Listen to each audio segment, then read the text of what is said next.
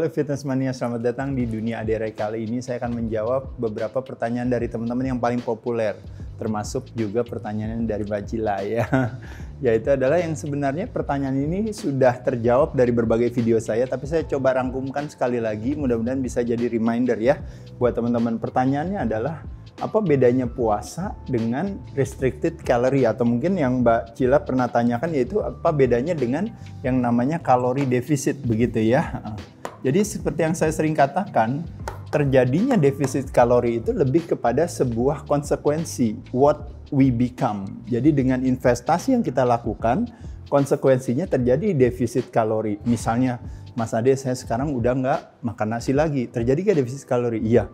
Mas Ade saya sekarang udah puasa, terjadi defisit kalori. Mas Ade saya sekarang udah nggak makan goreng-gorengan, terjadi defisit kalori. Mas Ade saya sudah nggak makan malam lagi, terjadi defisit kalori. Jadi defisit kalori sudah pasti akan terjadi kalau kita mau melakukan berbagai pendekatan tertentu.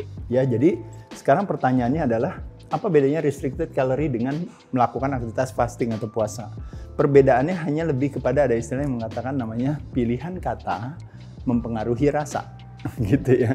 Kalau dari kata restricted artinya apa Mbak Cila? Artinya adalah terjadi pembatasan.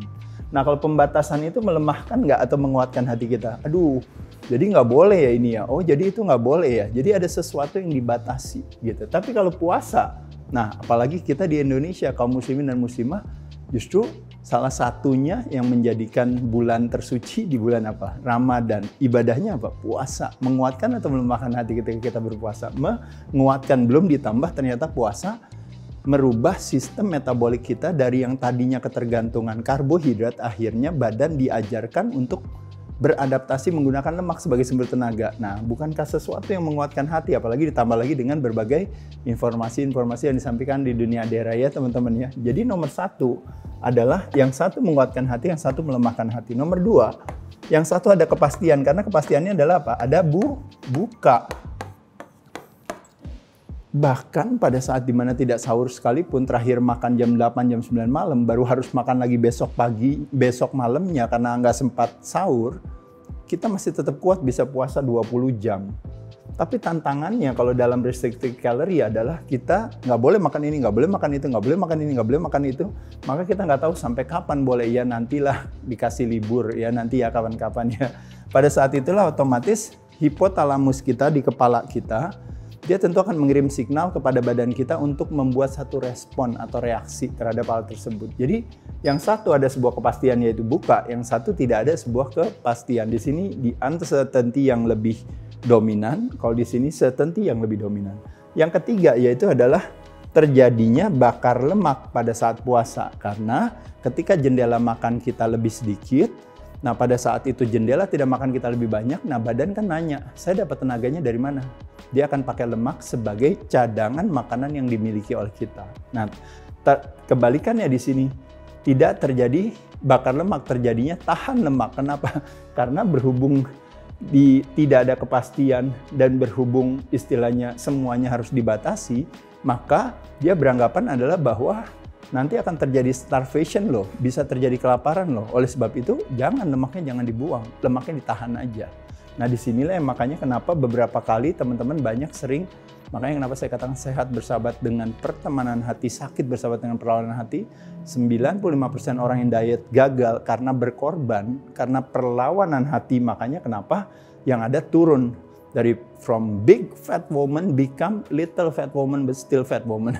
Jadi lemaknya ditahan, yang dibuang yang lainnya. Biasanya air, biasanya otot dan sebagainya. Kebalikannya pada saat puasa, yang dibakar justru malah lemaknya karena ada sebuah kepastian buka itu. Yang keempat, nah ini tadi menjelaskan secara teoretisnya. Jadi basal metabolic rate kita atau yang basic dasar kebutuhan kalori kita per harinya itu tidak terjadi penurunan. Kenapa? Karena waktu kita jendela makan kita dari biasanya kita memasukkan misalnya 2000 kalori, akhirnya menjadi tinggal 1000 kalori.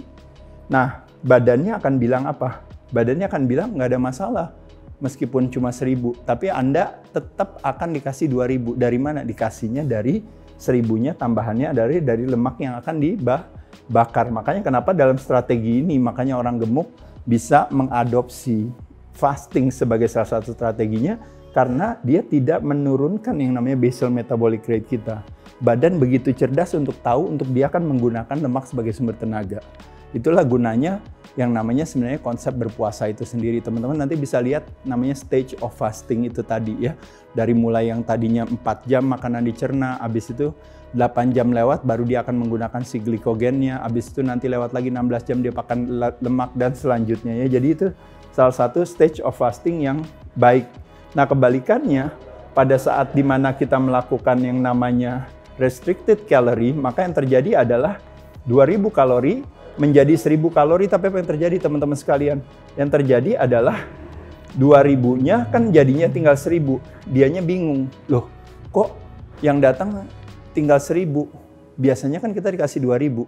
Lalu badannya membuat satu apa? Membuat satu karena ketidakpastian, karena melemahkan hati.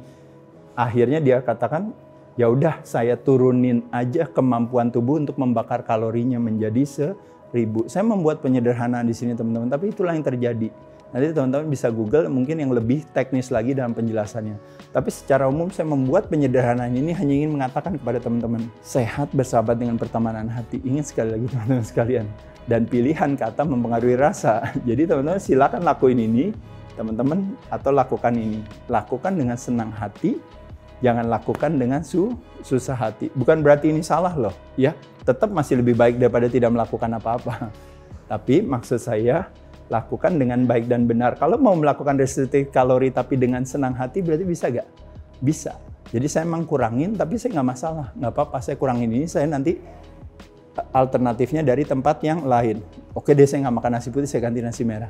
Oke deh saya makannya biasanya kadang-kadang vegetable seeds oil yang goreng-gorengan. Sekarang saya ganti penyajiannya mengkukus-kukusan. Tapi sumber lemaknya tetap saya ambil loh. Dari lemak esensial mungkin bisa suplementasi. Atau mungkin dari lemak yang alami misalnya saya ambil itu. Kenapa tidak? Ya, jadi bukan berarti restricted kalorinya salah. Saya menjelaskan kepada teman-teman betapa istilahnya kebaikan daripada puasa itu karena ada sebuah certainty di sana dibandingkan yang ini. Kurang lebih itu Mbak Cila, kurang lebih teman-teman sekalian. Semoga bermanfaat informasinya hari ini. Silakan share atau mau komen dan sebagainya. Saya ucapkan terima kasih. Semoga bermanfaat. Cheers.